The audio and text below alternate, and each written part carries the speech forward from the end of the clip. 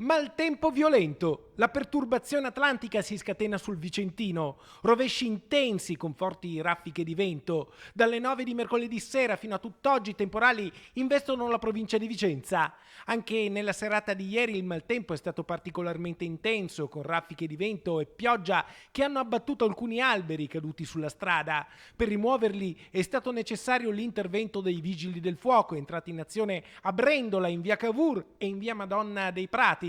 A Sarego i pompieri sono intervenuti per liberare la strada in via Meledo Alto, mentre a Noventa Vicentina una squadra ha ripristinato la viabilità in via Masenello.